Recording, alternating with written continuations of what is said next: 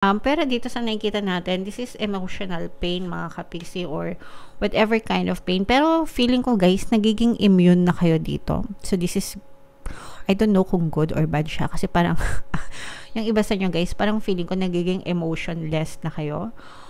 Or parang hindi na kayo masyadong matatampuhin, hindi na kayo masyadong nagmumukmok, ganyan. Kaya ako nasabing emotionless. Parang nagiging cold na kayo, masyado na kayong na-immune, no? Sa mga pagsubok na dinanas nyo, and right now parang you're a very strong person na pagtagumpayan nyo na.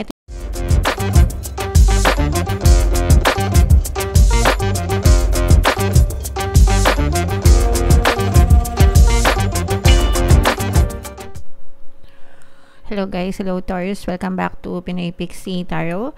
Ang pamagat ng episode natin for tonight is mid-month kapalaran para ngayong May 16 to 30 para sa Taurus, Sun, Moon, and Rising Sign and Venus.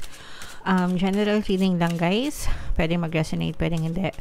Combination ng positive and negative energy. Unahin natin tong deck na to mga kapiksi. Tingnan natin yung mga mensahe sa inyo ng inyong mga gabay. Yung first message guys, we have decay. We also have evolution.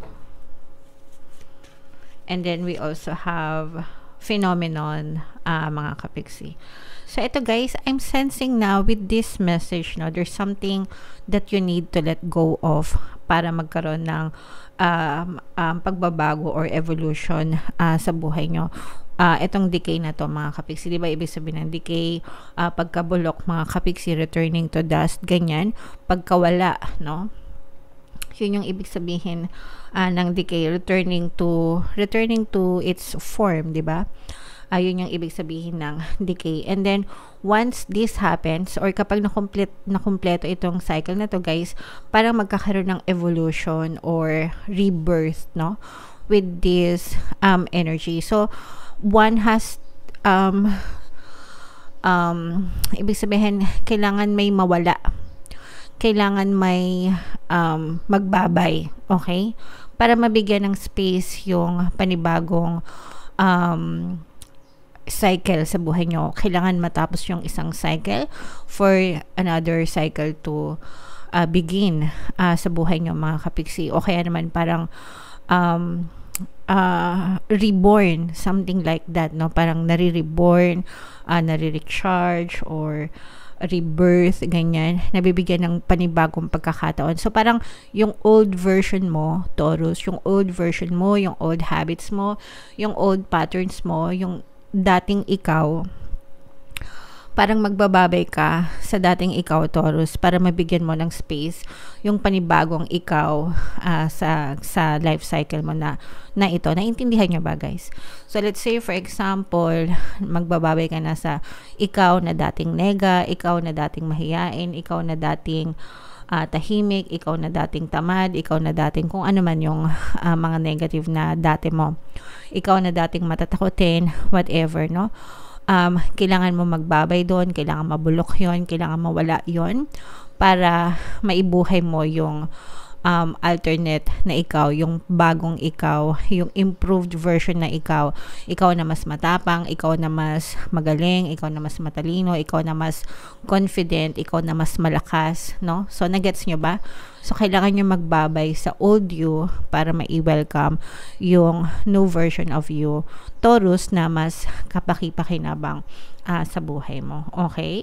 Alright, so comment down below guys if naintindihan nyo yung message na yan mga kapiksi. And with this message, no, allow things to happen kasi may mga bagay na hindi natin ma-explain sa buhay natin as to why they are happening, but we have to let it be, no? Hayaan lang natin because lahat naman ng movement natin guys sa ating reality galing kay universe yan, okay? Si universe yung nagpapagalaw niyan, si universe yung nagbibigay ng direction niyan sa buhay natin. Kumbaga si universe yung nag-orchestrate ng lahat ng phenomenon o lahat ng movement ng sitwasyon sa buhay natin. So i-acknowledge natin yan. If negative yung nakikita nating sitwasyon, i-acknowledge nyo yan sa buhay nyo, and understand na meron kang role dun sa co-creation nun, and if you want it to change, pwede nyo naman baguhin by changing your assumptions of things and perception nyo para magbago din yung takbo ng buhay nyo. Whereas, lahat naman, kumbaga negative or positive man, yung nangyayari sa inyo, i-anticipate nyo yan. May magandang silbi yan sa buhay nyo, may mga lessons na natututunan kayo dyan, may win-win kayo sa mga situation na yan, mga kapiksi. So, yun yung titigan nyo, guys. Okay? Alright. So, comment down below if naka-resonate kayo and if naintindihan nyo yung mga messages para sa inyo, Taurus. So, dito tayo. Tingnan natin yung ganap sa buhay nyo ngayong May 16 to 30. Shuffle ko to, guys. Habang sinashuffle ko to, panoorin muna natin yung video natin regarding sa ating paano mag-manifest ng abundance video course. Kapiksi, sawa ka na ba sa mga struggles at hirap sa buhay mo? Masipag ka ba at masikap sa buhay ngunit hindi ka pa rin umaasenso? Ilang beses ka na bang nag-attempt magnegosyo at mag-invest pero palagi ka pa rin nalulugi? Sa pagkakataon na ito ay maaaring may subconscious beliefs ka na nagiging balakid sa iyong pag-unlad at pagyaman. Introducing, paano mag-manifest ng abundance video course. Dito ay matututunan mong ma-overcome ang mga balakid mo para tuluyan ka ng umunlad, umasenso, sumagana, maging matagumpay, successful at maswerte sa iyong kabuhayan, pera, trabaho, negosyo, salapi at kaperahan ng bonggang-bongga. Dali, mag-send na ng email sa pinoypixitaro@gmail.com at simulan na ang iyong pagyaman ngayon. Alright, so sabay-sabay tayo, guys, magpayaman ngayon 2024. Mag-avail na kayo ng course, sobrang ganda yan, mga kapiksi. And ngayong May, guys, meron tayong promo. Pwede kayo mamili, guys, kung gusto nyo ng 1 free pampaswerte subliminal o kaya naman ay 200 pesos na discount until May 30 yan, guys, kaya mag-avail na kayo. And meron din kayong email coaching, manifest your desires using the law of attraction. If meron kayo, guys, na specific na gusto nyong i-manifest, pwedeng love and relationship, mga kapiksi, pwede kayong magpabook ng email coaching session with me. Mag-send lang kayo, guys, ng email sa pinoypixitaro@gmail.com. So, Taurus, guys, kaya in-represent ng King of Coins. Ito yung very positive energy. Ito, guys. Pero dito sa nakikita natin, this is emotional pain, mga kapiksi, or whatever kind of pain. Pero feeling ko, guys, nagiging immune na kayo dito. So, this is, I don't know kung good or bad siya. Kasi parang, yung iba sa inyo, guys, parang feeling ko nagiging emotionless na kayo.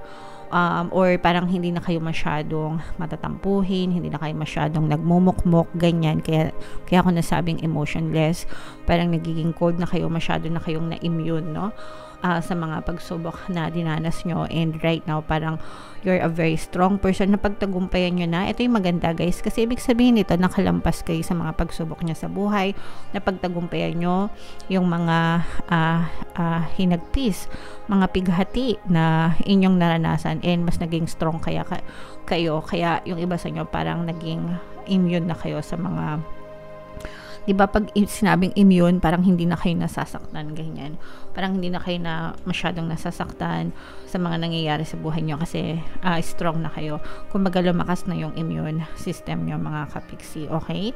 So, that's very good. And for some of you, guys, may mga opportunity na pwedeng dumating sa inyo na magiging susi para umangat, no, ang inyong kabuhayan, mga kapiksi. So, itong opportunities na to, guys, parang feeling ko, makakita kayo ng ginto, no? Parang treasure. Hindi naman literal na ginto, pero ibig sabihin nun, maganda, no? Makakita kayo ng magandang opportunity na pwedeng maging susi sa pag-angat ng iyong kabuhayan. So, this is a new opportunity. Ito, guys, resulta din ito ng inyong good karma. Kaya kayo nagkakaroon ng mga magagandang opportunities dahil din sa inyong good karma, mga kapiksi. So, i-mind nyo na yan, guys, sa comment section. Mind, good opportunities, good karma, level up ng pamumuhay. Nakikita natin na unti-unting naaabot nyo, no, yung mataas na antas ng pamumuhay, mga kapiksi. And maganda yung daloy ng pera sa inyo, mga kapiksi. Ito naman, no, pagdating sa Taurus, talagang ilang reading na kayo, Taurus, no? Na puro na lang maganda yung mga readings para sa inyo. So, sana palagi kayo nakaka-resonate kasi So, super ganda ng mga readings natin for Taurus for the last few months. Kaya ayan kung mapapansin nyo talagang magaan yung pasok ng pera sa inyo. Parang you have more than enough to feed for your family. May mga nabibigay kayo sa pamilya nyo, kayang-kaya nyong sustentuhan. Kumbaga, yung mga tao sa paligid nyo. So, that's something that you should be grateful for. Dapat magpasalamat kayo sa lahat ng mga blessings nyo, Taurus. The more na nagbibigay kayo, actually, the more na pinagpapala pa kayo, guys. Okay? Alright. Very peaceful yung energy nyo ngayong month na to. Meron tayong presence dito ng water sign, Cancer, Pisces, Scorpio. Although for some of you guys, parang you are being encouraged din na lumabas ng inyong comfort zone. Parang may nag-eengganyo sa inyo, nag-iimbita sa inyo na, tara, Mars, subukan natin to. Pero yung iba sa inyo, nagdadalawang isip. It's either natatakot kayo, nagdududa kayo or something, or baka hindi kayo sigurado. And okay lang yun, guys. That's fine. If you are safe, if you feel safe sa inyong comfort zone, mga kapiksi, wala namang problema na magstay sa inyong comfort zone. Pero sometimes, kaya lang natin in-encourage yung iba sa inyo na lumabas ng comfort zone kapag feeling mo very limited na yung resources na nakukuha mo, no, sa iyong comfort zone. Kasi kung gusto nating lalo pang umunlad, umasenso, sumagana, magkaroon ng maraming experience, lumawak yung network, syempre dun yan lahat nakikita sa labas ng comfort zone, dun sa ocean na sinasabi ko, guys. Pero kung comfortable ka naman sa fish pond, which is yung comfort zone mo, okay ka naman dun sa mga resources na natatamasa mo, wala namang problema kasi safe ka dyan. Okay? Alright, so yeah, comment down below, guys, if feeling nyo naka-resonate kayo dyan, yung mga very positive na energy dito, guys. Itong energy ng success, magagandang opportunity, level up ng kabuhayan, at saka itong good karma, lahat yan, guys. At saka ito, guys, yung version 2.0, better version ng buhay, kasi nakikita natin na parang nagle-level up talaga yung buhay nyo. Nagiging better version ka ng buhay mo, Taurus. So, yan, i-mind mo yan sa comment section. Okay? Alright. So, comment down below if naka-resonate kayo. Guys, ito yung ating mga pampaswerte subliminals. Pakinggan nyo para makatulong sa inyo. And ito naman yung ating success stories ng paano mag-manifest ng abundance video course. Click here to subscribe, guys, and click here to join our membership program. Thank you for liking, sharing, and subscribing, and see you again next time. I love you all, guys. Have a nice day. Bye-bye.